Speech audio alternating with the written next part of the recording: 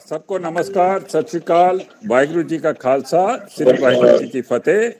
मैं colonel Jaibant Singh, editor the Punjab pulse, आप सबका हमारे इंटरेक्शन सीरीज, हमारी वेबिनार के ऊपर बहुत हार्दिक स्वागत करता हूं। तो आज के हमारे जो टॉपिक है वो है impact of sand mining on national security. और इस टॉपिक को कवर करने के लिए मैंने एक बहुत बुद्धिजीवी ऑफिसर, सबका ऑफिसर, वेटरन ऑफिसर कर्नल आलोक माथुर, सेना मेडल को निमंत्रण दिया था और उन्होंने वो हमारा निमंत्रण स्वीकार कर लिया, जिसके लिए कि हम उनके बहुत आभारी हैं, उनको धन्यवाद करते हैं। सबसे पहले तो मैं ये बता दूं कि आलोक माथुर जी और मैं, हम दोनों एकेडमी में सबसे इकट्ठे गए थे। आज से कोई 40 साल पहले सेम कंपनी में थे, बहुत अच्छे मित्र थे वहाँ पर। और उसके बाद फिर क्योंकि मैं एक आर्मर्ड कोर का पुराना पुश्तैनी अफसर हूँ, तो मैंने तो आर्मर्ड कोर में जाना ही था। तो मेरे को देख देख के माथुर जी भी आर्मर्ड कोर में आ गए, तो फिर हम वहाँ भी इकट्ठे थे आर्मर्ड कोर में। पर उसके बाद कर्नल आलोक माथुर का एक बहुत ही चेकर्ड करियर रहा है। आर्मर्ड कोर में नौकरी करने के अलावा उन्होंने असम राइफल्स में इंसर्जेंसी में काफ़ी नौकरी की है। वो उन्होंने पैरा जंप्स भी कर रखे हैं। और जब वो थे असम राइफल्स में तो उनको वहाँ सेना मेडल गैलेंट्री मिला। इसके अलावा उनको कई कमेंडेशन कार्ड्स मिले हैं। उन्होंने DRDO, defence research and development organisation में भी बहुत महत्वपूर्ण काम किए हैं, तो जहाँ पर उनको कमेंडेशन कार्ड भी मिला है। और इस टाइम के ऊपर वो एक बड़े जाने माने राइटर भी हैं। तो आज का जो टॉपिक है वो वैसे तो माथुर साहब बेसिकली पूरे एज अ कंसेप्ट उसको करेंगे, पर हमने उसको देखना है एज पंजाब में उसका क्या असर है, क्योंकि पंजाब में उसका बहुत ज़्यादा इस टाइम पर असर है। तो ज़्यादा वक्त ना लेते हुए मैं माथुर साहब को, कर्नल माथुर को इनवाइट करता हूं कि वो अपना जो एड्रेस है उसको शुरू करें। कर्नल आलोक माथुर, सेना मेडल। गुड इवनिंग एवरीवन, सबको मेरा नमस्कार, जय हिंद। मैं पहले आपको बता दूं, मैं कोई सैंड माइनिंग एक्सपर्ट नहीं हूं, ना कोई मैं इंजीनियर हूं और ना मैं कोई टेक्नीशियन हूं। मैं एक बेसिकली सोल्जर, एक सिपाही हूं हिंदुस्तान आर्मी। तो मैं जो कहूंगा, जो मेरा प्रैक्टिकल एक्सपीरियंस है एज ए फौजी, कि ये जो sand mining, illegal sand mining हो रही है, उसका हमारे ऊपर, हमारे सैन्य शक्ति के ऊपर, हमारी राष्ट्र की सुरक्षा के ऊपर प्रभाव पड़ता है, क्या दुष्प्रभाव पड़ता है, उसके बारे में मैं अपने फौजी पॉइंट ऑफ व्यू से आपको बताऊंगा, ना कि इंजीनियर या टेक्नीशियन या टेक्निकल ऑफिसर के तौर पे मैं इसके बारे में ज्यादा आपको जानकारी नहीं दे पाऊंगा। सबसे पहले मैं तकरीबन फौज में 35 इयर्स मैंने सर्विस की है। कश्मीर से कन्याकुमारी, जैसलमेर से कोहिमा, करीब 35 साल में 20 स्टेशन हमने देखे और बहुत सारे ऑपरेशंस किए हैं। कन्याकुमारी से क्या, नीचे मालदीव तक भी हम लोग ऑपरेशन करके आए हुए हैं। और मेरी कर्म भूमि पंजाब रही है, क्योंकि मेरी पहली पोस्टिंग कपूरथला में हुई थी। करीब 5 जनवरी 1980 को मैं कपूरथला पहुंचा था। मैंने अपनी रेजिमेंट ज्वाइन की थी। उसके बाद ही हम ऑपरेशन के लिए निकल गए और पूरा का पंजाब, पूरा का पूरा जो रावी से लेके सतलुज तक का एरिया, पूरा जो भी रिवर्स है, ब्यास रिवर है, उसके पुल है, वो हमने छान मारे। तो प्रैक्टिकली हमने नदियों के ऊपर गए हैं और नदियों के पुल के नीचे से गए हैं, जगह जगह से नदियां क्रॉस की हैं। तो उससे हमको सैंड माइनिंग के ऊपर भी, क्योंकि पूरा का पूरा जो रिवर बैंक्स होते हैं उसकी हमें जानकारी लेनी पड़ती है, कैसे वहां से क्रॉसिंग करना है, वो मैं आपको बाद में उसको डिटेल में बताऊंगा। Punjab, land of 5 reverse. Punjabi में कहते हैं पंज दरिया दी सरजमीन, और ये मेरी कर्म भूमि भी है, क्योंकि मैंने यहाँ करीब अपने 12 साल यहाँ पे निकाले। पंजाब से मुझे बेहद लगाव है। क्योंकि ये जमीन है जो खुशहाली की जमीन है, सोने की जमीन है, और हर जगह हर आदमी बंदा खुश रहता है यहाँ पे। तो पंजाब को जैसे कि 5 नदियों का नाम जो मैं आपको लेता हूँ, अगर हम पूर्व से पश्चिम की तरफ चलें तो सबसे पहले रिवर सतलज, उसके बाद ब्यास, उसके बाद आती है हमारी रावी और चिनाब और झेलम। तो सतलुज, इन नदियों के बारे में जानना, क्योंकि ये सब सैंड से रिलेटेड है, हमें थोड़ा सा उनके बारे में, ट्रेन के बारे में थोड़ी सी जानकारी लेनी पड़ेगी। सतलुज नदी चलती है तिब्बत से, I called it China occupied Tibet. वहां से ये रिवर शुरू होती है, तकरीबन 2500 किलोमीटर लंबी इसकी लंबाई है, और तिब्बत में ये मानसरोवर रक्षस्थान है जो वहां से ये चलती है। इस तरफ से, पश्चिमी तरफ से इसको सतलुज बोलते हैं, और अगर ये पूर्वी तरफ की तरफ जाती है तो ब्रह्मपुत्र रिवर है।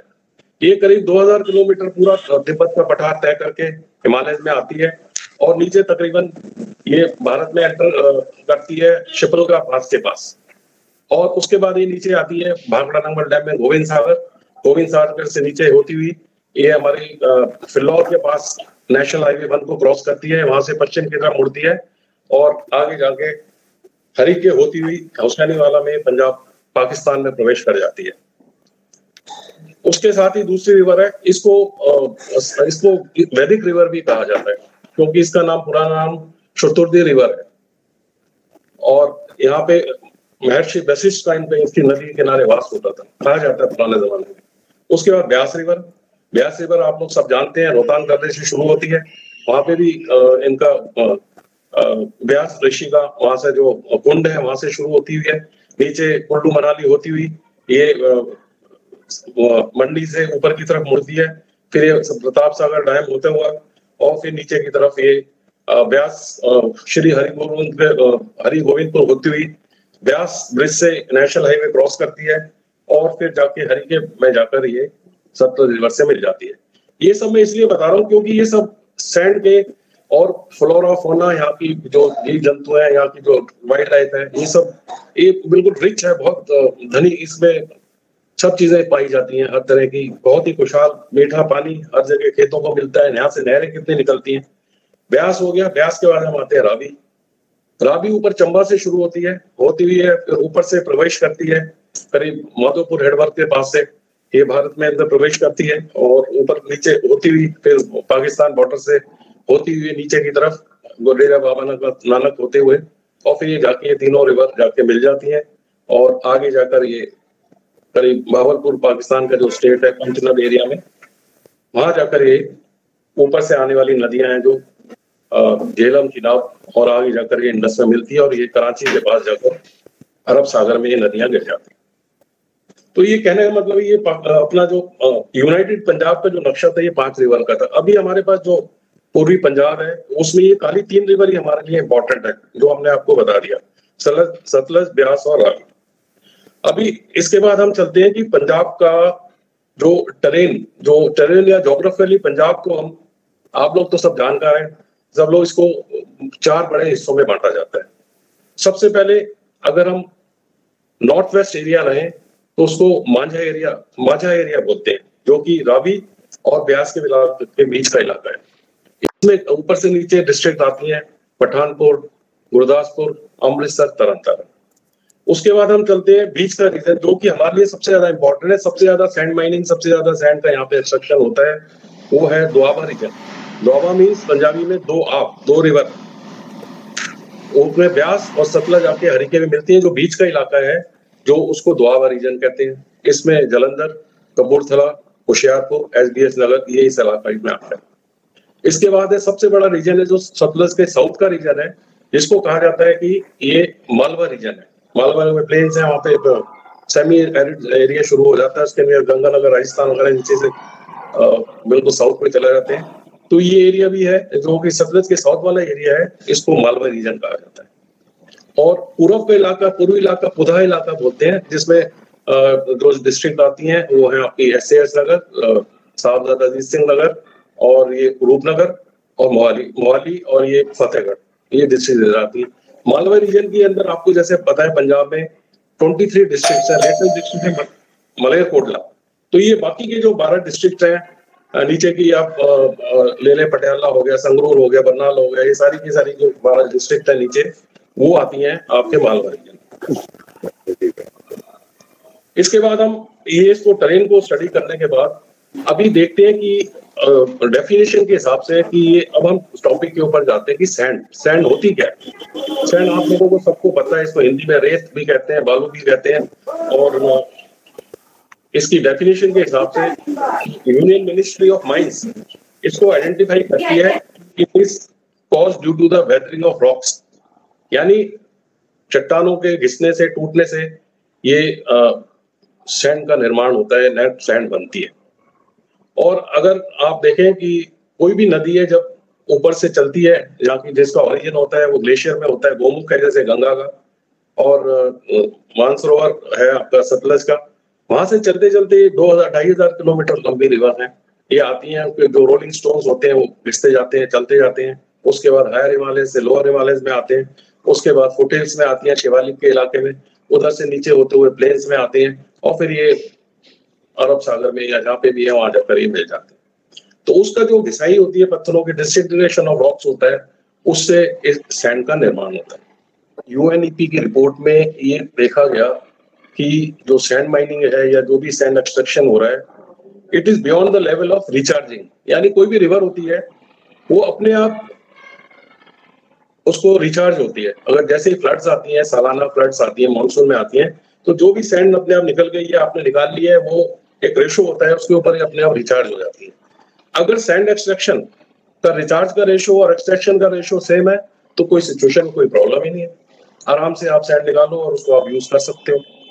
लेकिन अभी जो यूएनईपी की रिपोर्ट है, यूनाइटेड नेशन एनवायरनमेंट प्रोग्राम की रिपोर्ट है, कि दे हैव सेड कि now the sand extraction is reach at the alarming level, मतलब ये खतरनाक, इसने वो जो है लेवल को पार कर लिया है, मतलब लोग बेताशा अपने उसको सैंड को रिवर्स में से सैंड निकाले जा रहे हैं।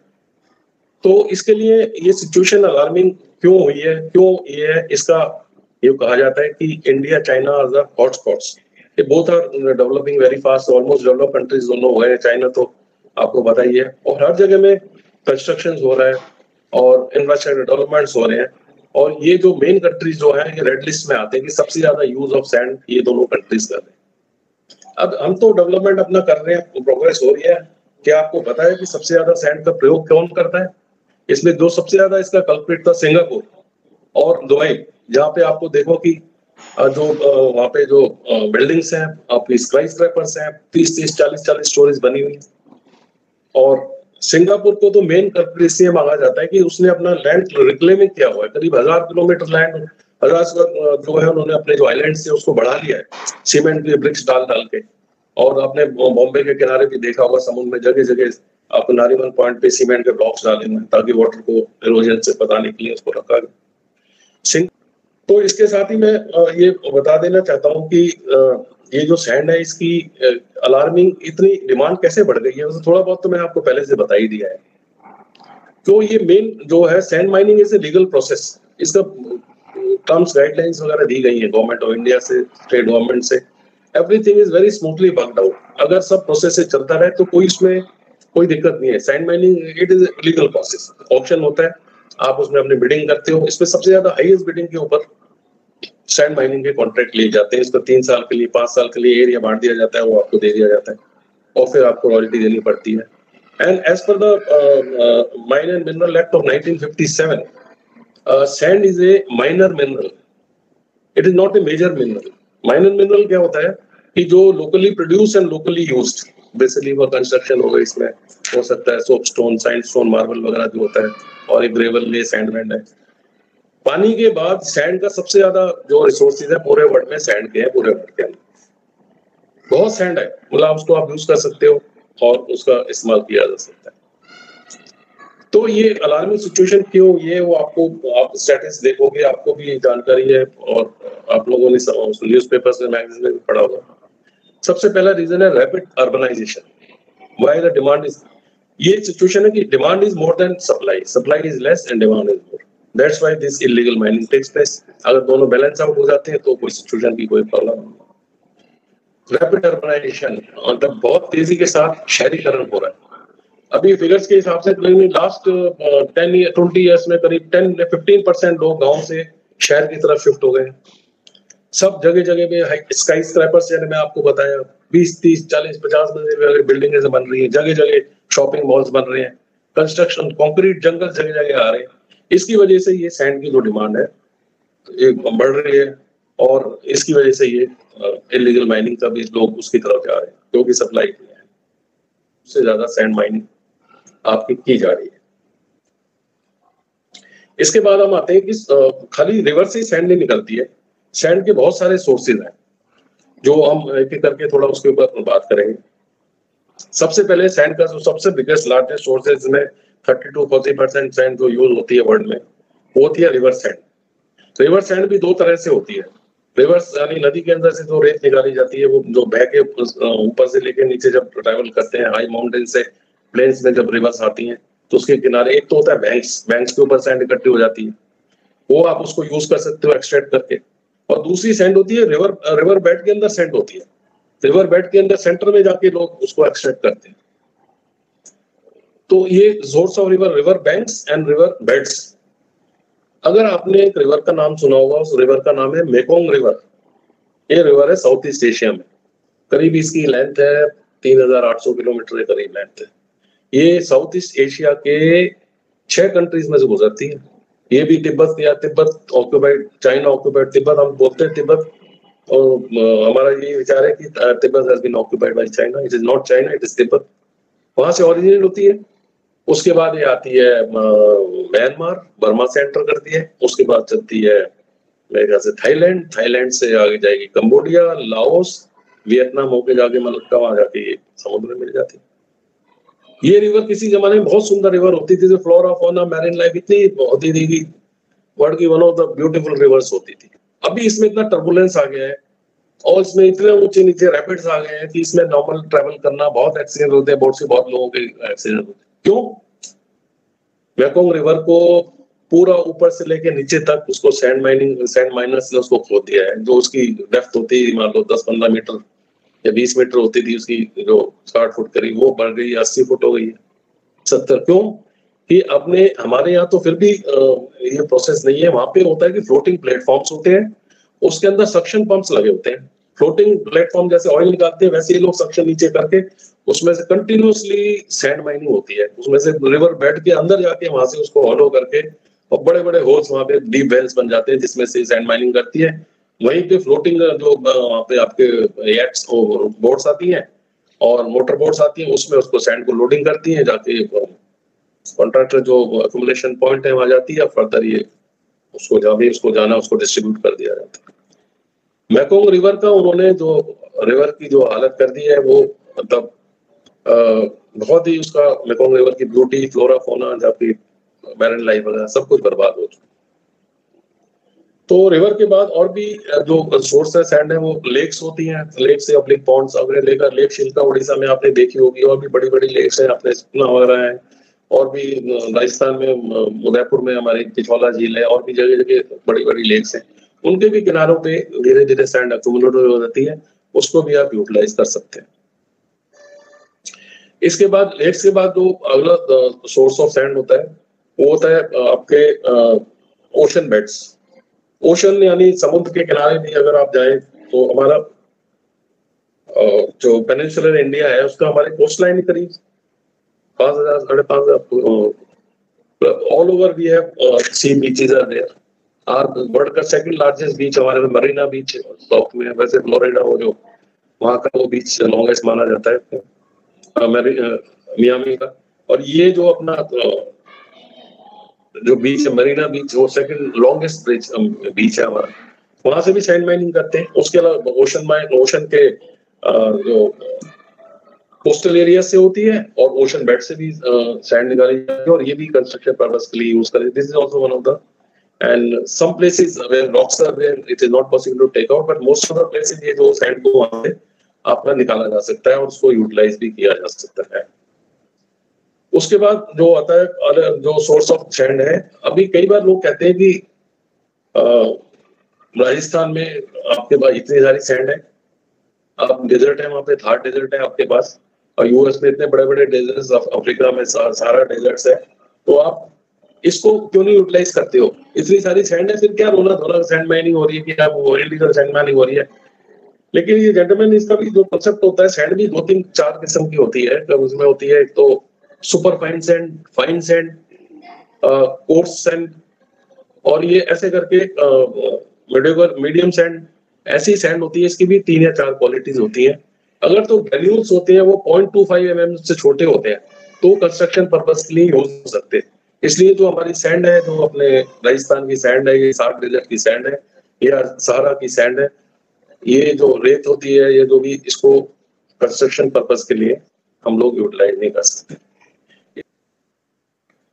अभी जनरल फाइनली जो टॉपिक है सच है कि ill effects of sand mining, sand mining के क्या बुरा असर क्या पड़ता है, दुष्प्रभाव क्या है, खासतौर पर sand mining, illegal sand mining का।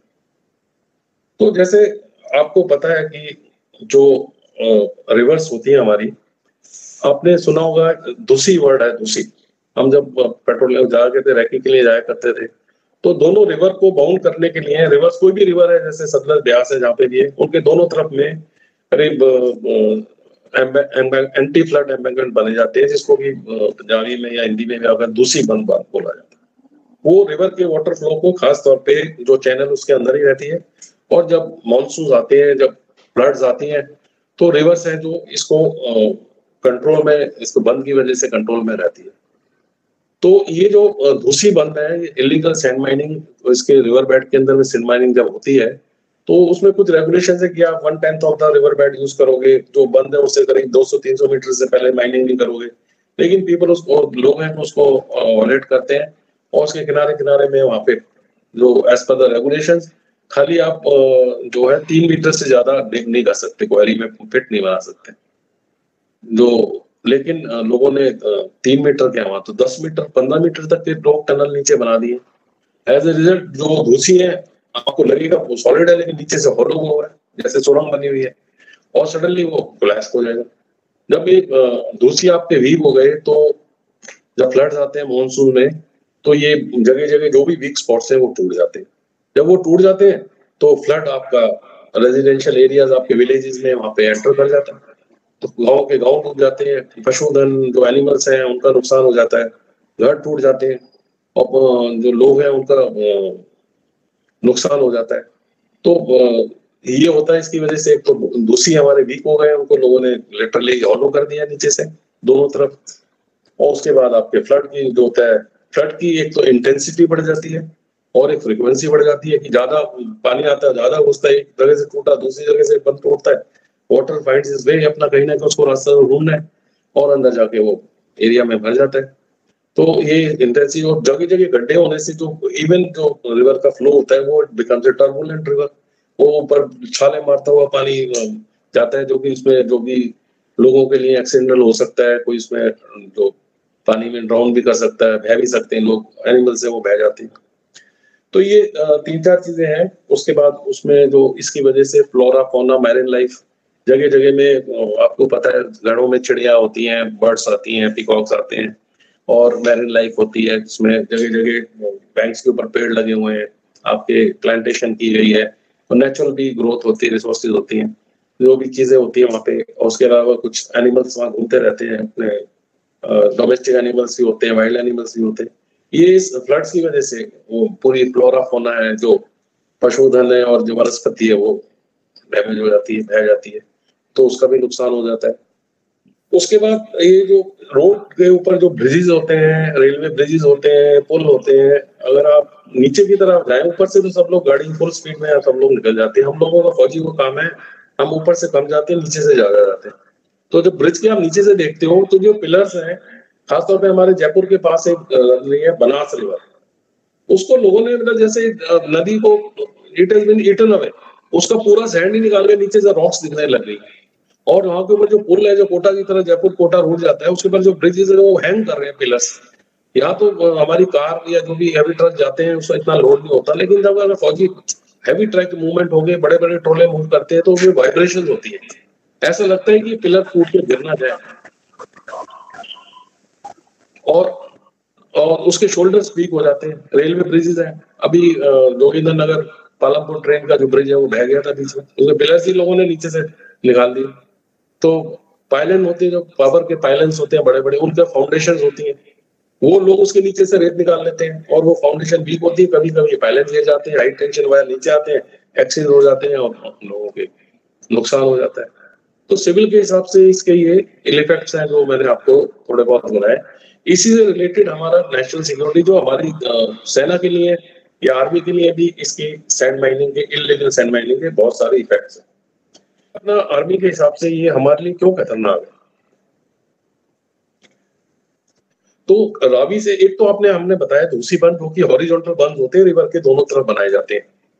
एक बंद होता है जो कि वर्टिकल बंद बनाया जाता है, वो रावी या ऊपर से लेके नीचे तक को ऑल अलोंग द बॉर्डर, करीब बॉर्डर से कहीं 1 किलोमीटर के, 2 किलोमीटर के, 3 किलोमीटर, जब ट्रेन के हिसाब से उसको बनाया जाता है। और वो भी एक एक लेयर नहीं है, 2-2 लेयर, 3-3 लेयर भी हो सकती है। वो डिच कम बंद बनाया जाता है, उसको डीसी भी बोलते हैं, डिच कम बंद।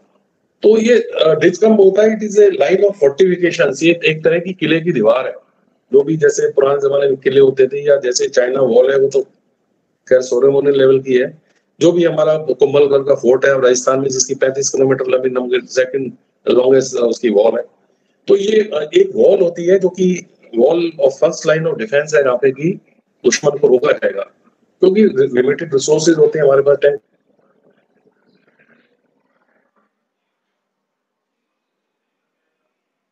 कोई और ही डायरेक्शन रहता है, तो उसके लिए रिजर्व फोर्स रखी जाती है। तो उसको दुश्मन को कहाँ रोकना है, पहले तो उसकी कोशिश करी जाती है कि इंटरनेशनल बॉर्डर ही ना पार करे। एक किसी तरह से वो पार कर गया और छोटे छोटे वहां पे कंपनी लोकेशन होते हैं, फॉरवर्ड लोकेशन, वो उन्होंने किसी तरह क्रॉस की, तो उसको यहाँ पे आके डीसीबी के ऊपर रोका जाता है, जो कि line of fortification pillar box की लाइन होती है। हर एक 100 मीटर में अगर स्टील के बंकर बने होते हैं, कॉन्क्रीट के बंकर होते हैं, आरसीएल के रिप्लेसमेंट एम्प्लेसमेंट्स होते हैं, जाके आरसीएल जाके आगे दुश्मन के टैंकों को इंगेज कर देते हैं। टैंक्स के लिए रैंक बने होते हैं, आगे दीवार होती है, उसके आगे करीब 30 से 40 मीटर का ट्रेंच होती है जो पानी से भरी होती है, और उसके पीछे आरसीएल सर्विस ट्रैक होता है, मेंटेनेंस ट्रैक होता है, जहाँ पे ये टैंक वगैरह वहाँ पे पीछे से आगे आकर दुश्मन को रोकने, काउंटर अटैक करके इसको रोकने की कोशिश करते हैं। पहले इन्फेंट्री लड़ाई लड़ती है, उसके बाद आर्मर्ड का काउंटर अटैक आता है और उसको बर्बाद कर दिया जाता है। तो ये जो लाइन है, इसको भी sand miners, illegal sand miners नहीं छोड़ा है, जगह जगह उसमें, क्योंकि साल भर तो उसको ऑक्यूपाई किया नहीं जाता। जब ऑपरेशनल होते हैं उसमें जाके उसकी मेंटेनेंस की जाती है, साफ सफाई की, तो देखा जाता है बंकर्स है वो क्लैश हो गए, जगह जगह टनल बन गई है, जो बंद थे उसको तोड़ दिया गया, कटाव हो गया, और जो जो हम लड़ने की कोशिश करती है वो तो एक्सपोज हो जाएगा। तो ये भी एक राष्ट्रीय सुरक्षा के लिए बहुत बड़ा खतरा है, इलीगल सैंड माइनिंग, जिसको भी कंट्रोल करना बहुत जरूरी है। अब करता हूँ कि ये एक तो डीसीबी के ऊपर इन्होंने हमें बहुत इन्होंने नुकसान किया इलीगल सैंड माइनिंग में, डिस्कम बंद में। दूसरी बंद होते हैं उनके ऊपर भी इन्होंने ब्रीच कर दिया है, क्योंकि जब कभी कभी क्या होता है कि जब दुश्मन के ऊपर हमला करना होता है तो हम शॉर्टेस्ट रूट लेते हैं, उसको लेटरल रूट्स होते हैं हमारे, कि हमें जैसे हम उस समय अमृतसर में है, हमें अटैक आ गया फिरोजपुर के ऊपर, हमें अभी सतलज नदी पार करनी है। अगर हम पीछे जाएंगे, हरिके जाएंगे, 40 किलोमीटर पीछे जाएंगे, फिर ब्रिज वहां से हरिके ब्रिज क्रॉस करेंगे और फिर पीछे से मक्कू जीरा होते हुए हम लोग फिरोजपुर आएंगे, उसमें हमें 6 से 8 घंटे लग जाएंगे। तब तक दुश्मन क्या कार्रवाई करेगा, कितने टैंक अंदर जाएंगे, उसको रोकना। एक तो पानी के फ्लो की तरह से दुश्मन के टैंक घुसे जा रहे हैं, उनको रोकना है। तो हम क्रॉस करते हैं, कभी कभी नदी के अंदर से टैंक लेके क्रॉस कर जाते हैं, और वो हम जो 6 घंटे का टाइम होता है हम 2 घंटे में पहुंच जाते हैं। लेकिन ये बड़े बड़े जो गड्ढे और अनइवन सरफेस होता है, उसकी वजह से जो टैंक्स का वहाँ पे क्रॉसिंग होता है वो मुश्किल हो जाता है, टैंक गड्ढों में फंस जाते हैं हमारे, जो वहाँ पे एक्सीडेंट्स हो जाते हैं। जो स्मूथ रास्ता होता है नदी में निकलने का, वो ऑब्स्टेकल बन जाता है, और हमें जो हम पहुंचना चाहिए 1.5-2 घंटे में हमें डिले हो जाते हैं। उस वजह से दुश्मन का जो वहाँ पे उसके ऊपर जो पड़ाव है वो बढ़ता जाता है, दुश्मन की फोर्स आती जाती है। तो ये इसी के ऊपर बस, और डिफेंस स्ट्रक्चर्स के ऊपर डैमेज होता है। दूसरा मैंने पहले ही बताया कि अगर हम लेटरल मूव्स को करते हैं उसमें हमें इसके सैंड माइनिंग की वजह से दिक्कत आती है। और जगह जगह जो हमारे पार्किंग एरियाज थे जहाँ पे टैंकों के अंदर हम कैमोफ्लेज करके टैंक लगाते थे, वहां से पेड़ वेड़ काट लिए गए, तो हमारा जो टैंकों का छुपाव होता था, कैमोफ्लेज वगैरह करते थे, वो नहीं है। फिर ऊपर से एयर के थ्रू उसको आइडेंटिफाई किया जा सकता है। उसके अलावा जो बहुत जरूरी है, जब लड़ाई की कार्रवाई होती है तो उसमें जो फोर्स मूव करती है वो एक तरह से सबसे पहले, जैसे वार्निंग ऑर्डर हमें मिला कि आज से दुश्मन लड़ाई का उद्देश्य शुरू हो गया, मोबिलाइजेशन हो जाता है, और उसके अलावा सबसे पहले हम अपने कंसंट्रेशन एरिया मूव करते हैं। परमानेंट लोकेशन में रहना ठीक नहीं है, तो दुश्मन कभी भी हवाई हमला कर सकता है, और एक ही जगह हवाई में हुआ तो रेजिमेंट या जो भी एयरपोर्ट जो भी होते हैं उनके ऊपर हमला होगा, सारे टाइम वो परमानेंट लोकेशन में बर्बाद हो जाएंगे। इसलिए प्रीएम्प्टिव स्ट्राइक इजराइल वालों ने भी किया था, 73 वॉर्स था, 67 वॉर्स था। तो इसमें इसको ध्यान रखते हुए पाकिस्तान हमेशा 65 में उन्होंने प्रीएम्प्टिव स्ट्राइक करी थी, लेकिन हमने उसको मुकाबला किया। तो हमारे टैंक मूव करते हैं, कॉन्सेंट्रेशन एरियाज में आ जाते हैं, जो बैटल एरियाज में आ जाते हैं। उसके बाद हम मूव करते हैं असेंबली एरिया में, असेंबली एरिया से आते हैं बैटल जोन में, और फिर लड़ाई के लिए हम लोग तैयार हो जाते हैं। तो ये जो हमारे मूव्स होते हैं, जो पीछे से आगे की तरफ हमारी फोर्स आती है, वो नेशनल हाईवे अदर हाईवेज के थ्रू मूव करती है। तो नेशनल हाईवेज पे ज्यादा जगह जगह आपकी कहीं पे ब्यास क्रॉस करते हैं, कभी रावी क्रॉस करते हैं, कहीं पे आपको सतलज क्रॉस करती है, फिल्लौर के पास हमारे वहां क्रॉस करते हैं, और जलंधर के पास से हमारे जो टैंक मूवमेंट्स हो रहे हैं वो उसके ऊपर आ रहे हैं। तो जब टैंक नीचे करते हैं, और जैसे मैंने पहले बताया, नीचे लोगों ने खोद रखे हैं, जो आपके जो बेसिक पिलर्स हम सोचते हैं नॉर्मल ट्रैफिक में वो अफेक्ट नहीं होते। जब टैंक जा रहा है 60 टन का टैंक, अर्जुन टैंक का वेट 60 टन है, हमारा 45 टैंक 372 का है, जब लोड होके जा रहा है उसके ऊपर एम्यूनिशन लोडेड है, वो करके 80 टन का वैसे हो जाता है। और ब्रिजेस की कैपेसिटी है तो आपकी 70 टन के भी है, 100 टन की भी है, लेकिन जब नीचे से अगर रेत निकाल दी तो और उसका बेस निकाल दिया, फाउंडेशन वीक कर दी, शोल्डर वीक कर दिए, तो there is chances of collapse of the bridge. इसी तरह रेलवे लाइन का भी कोलैप्स हुआ, भी जोगिंदर नगर में मैंने बताया था, वहां पे पालमपुर के पास एक ब्रिज कोलैप्स हो गया। तो ये जगह जगह जाके उसको रिपेयर करना पड़ता है, मेंटेनेंस करनी पड़ती है। इस वजह से भी हमें ये राष्ट्रीय सुरक्षा को, नेशनल हाईवे 1 जो आपका दिल्ली से जलंधर अमृतसर के लिए जाता है, 1 अल्फा जो अभी इसका नाम 44 हो गया, जो जम्मू श्रीनगर को जाता है। अगर आपको नेशनल हाईवे 10 जो आपका फाजिलका के लिए जाता है, नेशनल हाईवे 8 जो अहमदाबाद और राजस्थान सेक्टर जोधपुर जयपुर बीकानेर होते हुए, सब हाईवे के ऊपर ब्रिजेस हैं।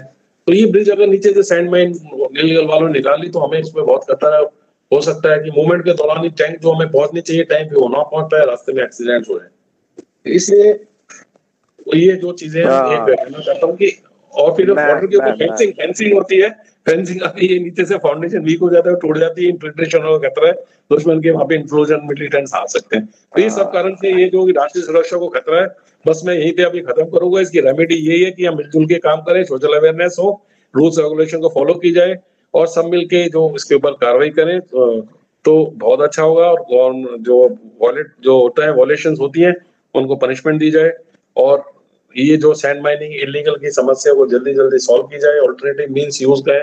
अभी एक पराली की समस्या, उसकी जगह आप यूज कर सकते हो सैंड की जगह, उसको रोड सरफेस पे यूज कर सकते हैं। उसके अलावा प्लास्टिक वेस्ट मैनेजमेंट उसको यूज करते हैं, ऑल्टरनेटिव यूज करें ताकि मेन सैंड की जो डिमांड कम हो, और ऑल्टरनेटिव मींस यूज किया जाए। बस वही समाप्त करता हूँ। कर्नल आलोक माथुर जी को की बहुत I am very thankful to him for sparing his valuable time and coming over here. और उन्होंने बहुत ही मतलब अपने टॉपिक से आगे बढ़ के उन्होंने हमें इतनी ज़्यादा इन्फॉर्मेशन दी है। वेरी फ्रैंकली मैंने काफ़ी पढ़ा है इसके ऊपर, पर ऐसी ये चीज़ें मेरे को पता नहीं थी। नेशनल सिक्योरिटी में फ्लोरा भी आता है, फौना भी आता है, मेरीन लाइफ भी आती है, क्योंकि ये सारी चीज़ें हैं। एम्बैंकमेंट भी आती है, डीसी भी आती है, बंकर्स आते हैं, लेटरल मूवमेंट आती है। तो ये सारी बातें उन्होंने जो कवर की हैं उसके लिए मैं बहुत उनका आभारी हूं, और मैं उम्मीद रखता हूं कि वो दोबारा भी पंजाब पल्स के साथ जुड़ेंगे। मैं ये भी सबसे रिक्वेस्ट करता हूं कि द पंजाब पल्स को जरूर सब्सक्राइब करें।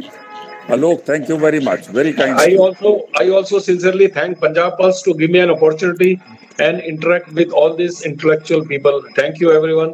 Jai Hind. Thank you, ji. Jai Hind.